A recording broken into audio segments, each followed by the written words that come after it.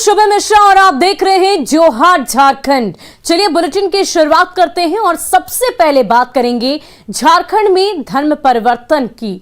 कड़े कानून और रोक के बाद भी झारखंड में धर्म परिवर्तन जारी है। गुमला में कसीरा पंचायत के गढ़टोली गांव में धर्म नहीं बदलने पर ग्रामीणों को गांव से भगाने की धमकी दी जा रही है। इतना ही नहीं, लोगों पर गौ मांस खाने का भी दबाव बनाया जा रहा है। साथ ही बच्चों को भी स्कूल से निकाल दिया गया है। हैरत की बात तो यह है कि पूरे मामले की जानकारी के बाद भी प्रशासन लापरवाह बना हुआ है।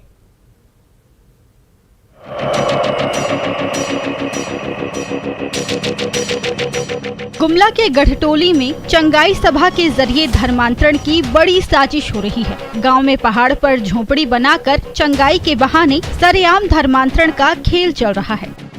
हम आपको पहले भी दिखा चुके हैं कि कैसे कसीरा पंचायत के गढ़टोली गांव में सरना सनातनियों का धर्मांतरण कराया जा रहा है। अब गांव के ही झोरा टोली में सनसनीखेज मामला सामने आया है, जहां धर्म परिवर्तन का नंगा खेल चल रहा है। आदिवासियों को धर्म परिवर्तन नहीं करने पर गांव से भगाने की धमकी दी जा रही है। यहां तक कि बच्चों को स्कूल से निकाल बाहर कर दिया गया है और तो और जबरदस्ती गौ मांस खाने के लिए दबाव बनाया जा रहा है। अभी हम मौजूद हैं गढ़टोली में और गढ़टोली के ग्रामीणों से खुद जानना चाहेंगे कि किस प्रकार इन लोगों को प्रलोभन दिया जाता है, क्या दबाव बनाया जा रहा है कि ये धर्म परिवर्तन करें। बताइए। हम लोग को ये धर्म नहीं मानने से गांव से हटा देंगे बोलता है और आप लोग को जुड़ना पड़ेगा कह के कहता है। और ये धर्म नहीं मानेगी तो तुम्हारा जमीन जगह सब कुछ छीन लेंगे बोलता है। छीन लिया है और मेरा घर द्वार सबको धंसा दिया है। क्या बोलता है? धर्म में जुड़ो नहीं तो हटाएंगे बोलता है। मेरा बच्चा स्कूल में पढ़ता है, उस सबको अभी निकाल दिया है। धर्म में नहीं जुड़ेगा तो स्कूल से हम पढ़ने नहीं देंगे कह के। मेरा आदमी भी वहाँ काम करता है, उसको भी निकाल दिया है कि काम करने नहीं देंगे, धर्म में नहीं जुड़ेगा तो ऐसा बोल के कहता है। और गौ का मांस खिलाने चाहता है तो हम कैसे मांस खाएंगे उसका? ये तो हम मर जाएंगे लेकिन नहीं खाएंगे, हम लोग हिंदू हैं। हम लोग कभी अभी ऐसा ही बोलती है कि ये धर्म में जुड़ो, धर्म में जुड़ो। तो कैसे हम धर्म में जुड़ेंगे? हम तो हिंदू है, नहीं जुड़ेंगे हम धर्म में। मर जाएंगे फिर भी नहीं जुड़ेंगे। तो दबाव बनाया जा रहा है। दबाव में करती है लेकिन हम नहीं होंगे दबाव में। हिंदू हैं हम लोग, हिंदू हैं हम लोग, जात का गोप भी है। और ये लोग गुरु माफ खाता है कि हमको दबाव करता है। हम जमीन को सबको छीन लिया है। आज हम परेशान पड़ रहा है। जानकारी हमको मीडिया के माध्यम से आई है। थाना प्रभारी को मैंने डायरेक्शंस किया है कि इस पे तो है तुरंत जाके चेक करें और ऐसे चीज़ों में जो भी अगर किसी का आ रहा है तो उसको जांच करके रिपोर्ट दें मुझे। झोरा टोली में आदिवासियों को खुलेआम धमकी दी जा रही है। झारखंड में धर्मांतरण कानून लागू है, फिर भी खुलेआम धर्मांतरण का नंगा खेल चल रहा है। बड़ा सवाल है, धर्मांतरण के खेल पर प्रशासन चुप क्यों है? आदिवासियों को खुलेआम धमकाया जा रहा है, प्रशासन को इस बात की खबर क्यों नहीं है? के ग्रामीण इलाके इस इलाकों में धर्म परिवर्तन किस प्रकार हावी है कि लोग को डराया धमकाया जा रहा है कि आप धर्म परिवर्तन कीजिए, नहीं तो आपको घर से बेदखल कर दिया जाएगा। अगर यही व्यवस्था रही तो ये लोग गांव तक छोड़कर जाने को मजबूर है, लेकिन ये लोग बोल रहे हैं कि ईसाई धर्म हम लोग नहीं स्वीकार करेंगे। रुपेश कुमार भगत, न्यूज़ 18 गुमला। और जबरन धर्मांतरण पर कई गंभीर सवाल भी हैं। आखिर धर्मांतरण पर क्यों नहीं रोक लग पा रही है? लगातार इस तरह के मामले सामने आ रहे हैं, दबाव बनाया जा रहा है, इस पर रोक क्यों नहीं लग पा रही? गढ़टोली में ग्रामीणों की शिकायत पर कार्रवाई आखिर कब की जाएगी? प्रशासन मौन क्यों है? चंगाई सभा की करतूतों पर कार्रवाई कब होगी? मिशनरियों को धर्मांतरण की किसने मंजूरी दी है? धर्म परिवर्तन के लिए मानसिक दबाव आखिर क्यों बनाया जा रहा है? ये तमाम सवाल ऐसे हैं जो धर्मांतरण से जुड़े हैं। जानकारी के बाद भी आखिर प्रशासन मौन क्यों है? और राजधानी रांची से इस वक्त की बड़ी खबर सामने आ रही है। रांची के नामकुंड में बियर लदा ट्रक पलट गया है। जम्मू से आ रहा था ये बियर लदा ट्रक, असंतुलित होने से ये सड़क पर पलट गया। बियर की बोतलें सड़क पर बिखर गई। मौके से कई लोगों ने बियर की बोतलों की लूट की। पुलिस के पहुंचने के बाद बचाव कार्य शुरू किया गया। तो तस्वीरें आप देख रहे हैं कैसे असंतुलित होकर ट्रक सड़क पर पलट गया और बियर की बोतलें बिखर जाने से लोगों की भीड़ वहां पर नजर आ रही है।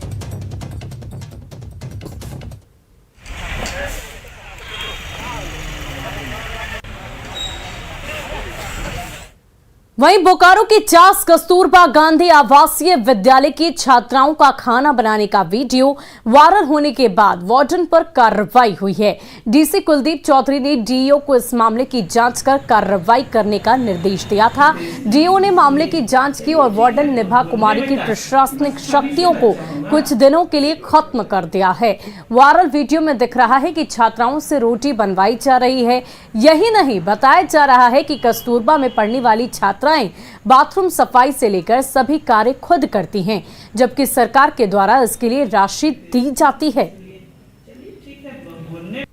चास प्रखंड के कस्तूरबा आवासीय विद्यालय में छात्राएं खुद खाना बनाकर खाती हैं। इसका खुलासा तब हुआ जब एक वायरल वीडियो सामने आया है। इस मामले में उपायुक्त कुलदीप चौधरी ने जांच कमेटी गठित कर यहां की वार्डन निभा कुमारी पर कार्रवाई करते हुए उनका सारा शक्ति जब्त कर लिया है। हम कह सकते हैं कि जिस प्रकार से छात्राएं यहां रहकर पढ़ाई करने का काम करती हैं, ऐसे में उनसे खाना बनवाकर कहीं न कहीं ज्यादती की जा रही थी। अब इस मामले में देखना यह है कि यह सिर्फ खाना पूर्ति कार्रवाई है या फिर आगे भी बड़ी कार्रवाई की जाएगी। मृत्युंजय कुमार, न्यूज़ 18 बोकारो। वहीं गोड्डा में महागामा अनुमंडल क्षेत्र के ईसीएल कोयला खदान से कोयला चोरी की खबर प्रमुखता से दिखाई गई थी, जिसके बाद प्रशासन अलर्ट हुआ है और अवैध कोयला ढुलाई पर छापेमारी जारी है। छापेमारी में ललमटिया थाना की पुलिस साइकिल और मोटरसाइकिल से कोयला ढुलाई करने वालों पर सख्ती दिखा रही है। इसमें ईसीएल के सीआईएसएफ जवानों का भी सहयोग मिल रहा है।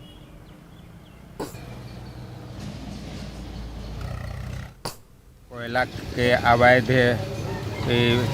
में को लेके रोकथाम के लिए हम लोग अभियान चलाए हैं और ये अभियान चालू रहेगा। कुल मिलाकर 2 ट्रैक्टर हुआ है और कुछ साइकिल भी बरामद है और वह भी जारी है और भी होने की संभावना है। ये सीएसएफ और पुलिस प्रशासन द्वारा संयुक्त छापामारी। वहीं दुमका की शिकारीपाड़ा थाना क्षेत्र के पत्थर औद्योगिक क्षेत्र में जिला टीम ने छापेमारी अभियान चलाया। चित्रा गढ़िया के पंचायत भवन के सामने अवैध खनन हो रहा था।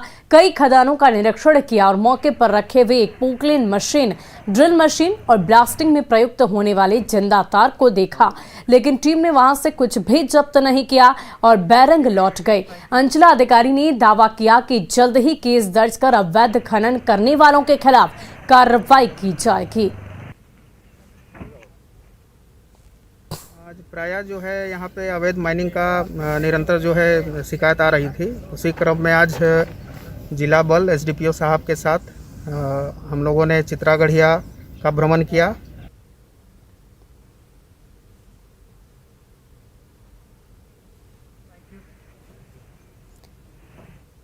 और चलिए बढ़ते हैं अगली खबर की ओर। रांची के नामकुम में 2 बहनों की संदिग्ध मौत का मामला उलझता ही जा रहा है। अब तक मौत की वजहों का पता नहीं चल पाया है। कल उनके पिता ने नामकुम थाने में अस्वाभाविक मौत का मामला यानी कि यूडी केस दर्ज कराया। दोनों की मौत किस वजह से हुई, इसके पड़ताल के लिए फॉरेंसिक टीम के साथ ही टेक्निकल सेल भी जांच में जुटी है। वहीं शीतल के मंगेतर मणिनंद्र सिंह को पूछताछ के लिए बुलाया गया था, लेकिन वो नहीं पहुंचे, जिसके बाद पुलिस ने उन्हें फिर से बुलावा भेजा है। इधर सूत्रों से मिल रही जानकारी के अनुसार दोनों बहनों की मौत दम घुटने से हुई है। साथ ही उनके शरीर में कार्बन मोनोऑक्साइड भी पाया गया। ऐसे में उनका बेसरा फॉरेंसिक जांच के लिए भेजा गया है। और अब सवाल ये उठता है कि दोनों सगी बहनों की मौत की आखिर वजह क्या रही है? मुंह से निकलने वाले काले द्रव्य का क्या राज है? दोनों बहनों की मौत की मिस्ट्री सुलझती नजर नहीं आ रही, लेकिन सवाल कई हैं। बर्थडे पार्टी के बाद क्यों बिगड़ी दोनों की तबीयत? शरीर में कैसे कार्बन मोनोऑक्साइड पाया गया? अगर कमरे में अंगीठी नहीं थी तो कैसे ये जहरीली गैस मिली है? ये तमाम सवाल इन दोनों बहनों की मौत के बाद उठ रहे हैं। फॉरेंसिक और टेक्निकल टीम के हाथ क्यों खाली हैं? लगातार जांच की जा रही है, लेकिन अब तक टेक्निकल टीम के हाथ क्यों कुछ भी नहीं लगा? लगातार जांच के बावजूद इस गुत्थी को सुलझाया क्यों नहीं जा सका है अब तक? वहीं जामताड़ा विधायक डॉक्टर इरफान अंसारी ने बीजेपी सांसद निशिकांत दुबे पर जुबानी हमला बोला है। पंचायत चुनाव को लेकर संसद में निशिकांत दुबे के उठाए गए मुद्दे पर पलटवार करते हुए विधायक ने कहा कि चुनाव कब कराना है ये राज्य सरकार की चिंता है, बीजेपी सांसद इस पर सवाल उठाना छोड़ दे। चुनाव कब कराना, देखिए जब से चुनाव हुआ है एक भी भाजपा के नेता लोग नहीं जीता है, गरीब लोग जीता है। पंचायत में जो लोग आज मुखिया है, समिति है, जिला परिषद है, सारे गरीब लोग हैं। तो हम लोगों की चिंता है चुनाव कब होगा नहीं होगा, ये इसको पार्लियामेंट में क्यों उठा रहे हैं भैया। और अब बात राज्य में बढ़ते कोरोना संक्रमण की। झारखंड में कोरोना एक बार फिर पांव पसारता नजर आ रहा है। रांची और कोडरमा में एक्टिव मामले तेजी से बढ़ रहे हैं। हाल ये है कि राज्य भर में 75% एक्टिव मामले इन्हीं दोनों जिले से जुड़े हैं। कोरोना के ज्यादातर मरीजों की ट्रैवल हिस्ट्री बताई जा रही है। दूसरे राज्यों से पहुंचने वाले यात्रियों की कोरोना जांच को लेकर रांची और हटिया स्टेशन पर मेडिकल टीम की तैनाती की गई है। रांची से ज्यादा जानकारी दे रहे हैं न्यूज 18 संवाददाता संजय कुमार सिन्हा।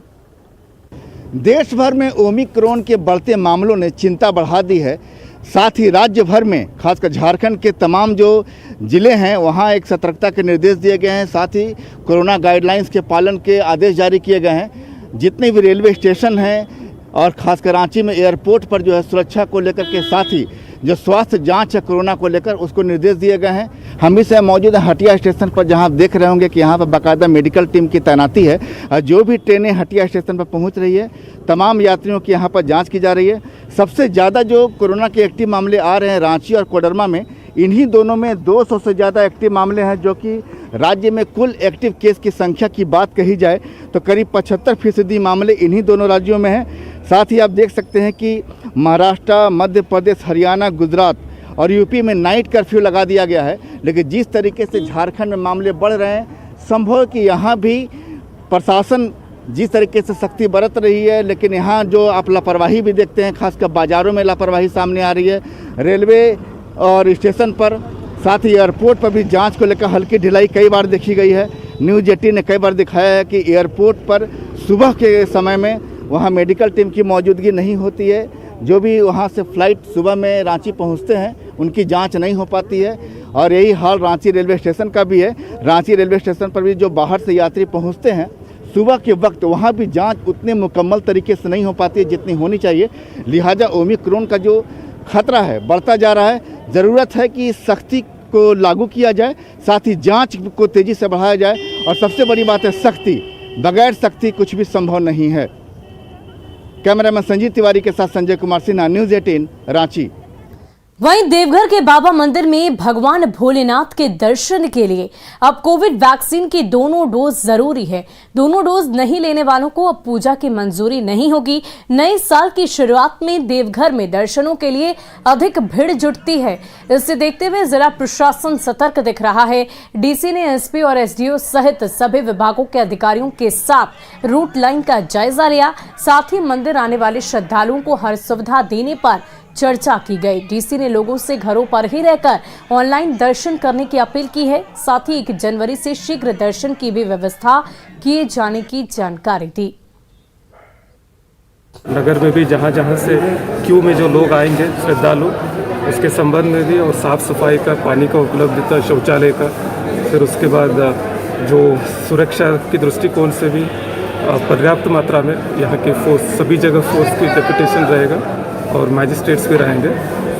लेकिन सभी श्रद्धालुओं से मैं ये अनुरोध करना चाहता हूँ, ओमिक्रॉन खतरे को देखते हुए अगर घर से ही अपना जो भी धार्मिक क्रियाएं वो करें। हम लोग सारा प्रयास कर रहे हैं। हमें बाह्य बल भी मिले हैं, बाह्य पदाधिकारी भी मिले हैं। उसी के लिए सर के साथ हम लोग देखने आए थे डिप्लॉयमेंट पॉइंट, कहाँ पे इनग्रेस पॉइंट्स है, कहाँ पे हम लोग बल को बढ़ा सकते हैं, कहाँ पे लॉजिस्टिक बढ़ाई जा सकती है, सुरक्षित हो। कितने फोर्स के सर डिप्लॉयमेंट की गई है? फोर्सेस 1000 से अधिक। वहीं रांची के पिठोरिया में चोरी के बिजली से नल जल योजना के तहत पानी की सप्लाई हो रही थी। चोरी पकड़े जाने के बाद बिजली विभाग ने बिजली काट दी और इसके बाद 1500 घरों में पानी सप्लाई ठप है। लोग बूंद बूंद पानी के लिए तरस रहे हैं।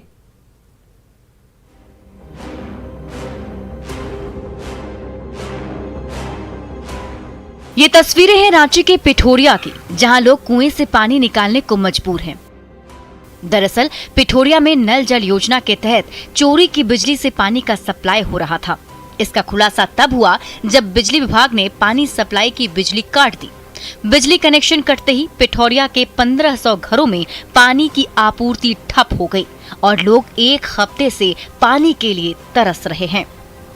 साइकिल लेके हम बाजार पास कुआं है, सरकारी कुआं से पानी लाने जा रहे थे। कहीं सप्लाई पानी 10 दिन से बंद है और विजय जी से बात करते तो आजकल करते हैं। ठेकेदार से बात किए तो वही बोले, और एसडीओ से बोले तो भी वही बात बोले। 1 साल से बिना कनेक्शन का चोरी का बिजली जलाया जा रहा था और 1 साल बाद मीटर नहीं, चोरी पकड़ा गया तो लाइन काट दिया गया है। शायद इलेक्ट्रिसिटी डिपार्टमेंट की चोरी की वजह से कनेक्शन काट दिया गया है। पानी का भी 1 सप्ताह से लगभग पानी पूरा ठप है और ये दुर्भाग्य ही कहा जाएगा। इतना नज़दीक, जिले के नज़दीक में रह के हम लोगों को ये दयनीय स्थिति है। लोगों का कहना है कि उनकी समस्या सुनने वाला कोई नहीं है। पानी की आपूर्ति ठप होने के बाद से वार्ड से लेकर मुखिया और जिला परिषद से लेकर विधायक तक गुहार लगा चुके हैं, लेकिन हुआ कुछ भी नहीं। पानी के लिए इंतजार देख रहे हैं, डब्बे उब्बे सबका रखे हुए हैं, तो जिसके घर में बोरिंग है वो उसी हिसाब से पानी सबको बांटा जा रहा है। सर क्या करें, अब सबका प्रॉब्लम है। अगल बगल में किसी का बोरिंग है नहीं। जो पानी का टेंडर लिया ना वही 2 नंबर काम कर रहा है। बिना परमिशन का लाइट से पानी बांट रहा था और इसकी वजह से जब पकड़ा गया तो पानी बंद कर दिया। हैरान करने वाली बात यह है कि आखिर कैसे नल जल योजना का संचालन गलत तरीके से किए गए बिजली कनेक्शन से संचालित हो रहा था। इसको लेकर अधिकारियों के पास कोई जवाब नहीं है। बड़े अधिकारी मीडिया के सवालों से भाग रहे हैं। वो कुछ नहीं आए, अपना देखे यहाँ पे काट के चले गए। उसके बाद हमको पता नहीं। मीटर लगा हुआ था, मीटर है देख रहे हैं लगा हुआ है यहाँ पे, लेकिन वो खराब होने के कारण रखा हुआ है। पिठोरिया में नल जल योजना की हकीकत सामने आने के बाद कई सवाल उठ रहे हैं। क्या ये सब ठेकेदार और बिजली विभाग की मदद से चल रहा था? आखिर कैसे बगैर कागजी प्रक्रिया के बिजली विभाग ने कनेक्शन दे दिया? आखिर अधिकारियों की इस लापरवाही का खामियाजा आम जनता कब तक भुगतेगी? न्यूज़ 18 के लिए रांची से अविनाश कुमार की रिपोर्ट। और राजधानी रांची में क्रिसमस की धूम दिख रही है। राजधानी के प्रसिद्ध सेंट मैरी और जेएल चर्च में लोग जुट रहे हैं, साथ ही यहां जश्न का भी माहौल दिख रहा है। कोरोना की वजह से करीब 2 साल बाद पाबंदियां हटी हैं, जिसके बाद लोग काफी खुश दिख रहे हैं। हालांकि राज्य सरकार ने मास गैदरिंग को लेकर विशेष निर्देश जारी नहीं किया है, लेकिन लोग खुद से ही कोविड के नियमों का पालन करते नजर आ रहे हैं।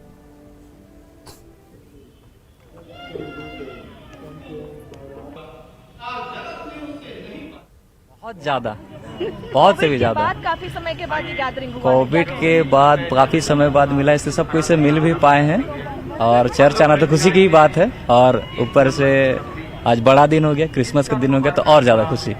सेलिब्रेशंस जैसे मतलब इस साल थोड़ा रांची में कम है, लेकिन सब में जो उत्साह है वो मनाने का वो काफ़ी ज़्यादा है। और वी एक्सपेक्ट कि ज़्यादा से ज़्यादा सब खुश रहे और सबके लाइफ अच्छे से रहे और कोविड से सब बचे रहे। बहुत अच्छा फील हो रहा है। लकीली हमें चर्च आने का मौका मिला, अपने सारे सगी संबंधियों से मिलने का मौका मिला।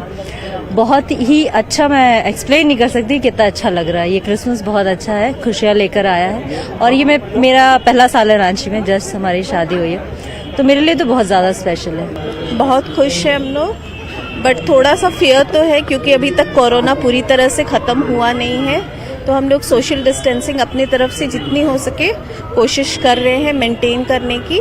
बट येस, इतने दिनों के बाद हम लोग आए हैं चर्च, तो हम लोग में बहुत वो एंथुजियाज्म है अंदर से, बहुत खुश है हम लोग। वहीं देवघर के रजत मुखर्जी क्रिसमस पर भाईचारे और शांति का संदेश डाक टिकट के माध्यम से दे रहे हैं। उनके पास 50,000 से अधिक डाक टिकट का संग्रह है। साथ ही प्रभु यीशु की जीवनी को दिखाती 200 से अधिक डाक टिकट भी उनके पास मौजूद है। रजत मुखर्जी का कहना है कि मानवता सबसे बड़ा धर्म है और उन सभी धर्मों का सम्मान करना चाहिए जो लोगों को भाईचारे और शांति का पाठ पढ़ाते हैं। रजत मुखर्जी को पशु पक्षियों से भी खास लगाव है और यही वजह है कि उनके संग्रह में इसकी भी अच्छी खासी संख्या है। सालों से यही स्टैम्प्स हम एकत्र करके एक साथ में करके क्रिसमस के दिन स्टूडेंट्स को, लोगों को दिखाते हैं और प्रेरित करते हैं स्टूडेंट्स को भी फिर एक बार या फिलाटेलिस्ट बनने के लिए, स्टैम्प कलेक्शन करने के लिए सभी एक साथ में हम दर्शाना चाहते हैं ये समाज को, ये संसार को, ये स्टूडेंट्स को। क्योंकि हम भी एक टीचर हैं तो ये मेरे लिए कर्तव्य था। और बोकारो स्टील प्लांट में कैंटीन से निकलने वाले कचरे का इस्तेमाल कुकिंग गैस बनाने के लिए हो रहा है। 1 महीने पहले एक BCL प्लांट की कैंटीन में बचे खाद्य पदार्थ बेकार हो जाते थे, जिसके बाद 32 लाख रुपए खर्च कर बायोगैस का प्लांट ED वर्कर्स बिल्डिंग के पास लगाया गया है। यहाँ के डाइजेस्टर लगाया गया जो जैविक कचरे को बायोगैस में बदल देता है। कैंटीन से निकलने वाले कचरे के सदुपयोग के साथ ही इसे ऊर्जा संरक्षण की दिशा में बोकारो स्टील का बेहतरीन प्रयास माना जा रहा है। बायोगैस गैस प्लांट की क्षमता 500 किलोग्राम प्रतिदिन की है। इस प्लांट से हर दिन 40 क्यूबिक मीटर बायोगैस का उत्पादन होता है, जो LPG के 2 सिलेंडर के बराबर है।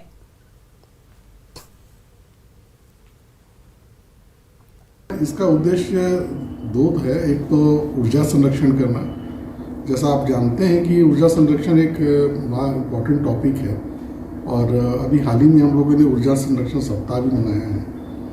तो एक तो ये पहलू है और दूसरा ये कि जो भी कैंटीन से वेस्ट निकलता है, जो जैविक कचरा निकलता है, वो ऐसे वेस्ट हो जाता है, बर्बाद हो जाता है। तो उसको सदुपयोग करना भी कहीं ना कहीं हम लोग के उसमें उद्देश्य में था। तो ये दोनों ही हमारा काम इससे फुलफिल हो जा रहा है और इसकी सफलता को देखते हुए आगे चलते हुए दूसरे जगहों पर भी जहां हमारी कैंटीन है या जहां पर लार्ज स्केल में खाना बनता है, वहां पे हम लोग कोशिश करेंगे कि ये व्यवस्था वहाँ भी। और फिलहाल के लिए इस बुलेटिन में इतना ही। मुझे दीजिए इजाजत। न्यूज़ 18 बिहार झारखंड पर खबरों का सिलसिला जारी रहेगा।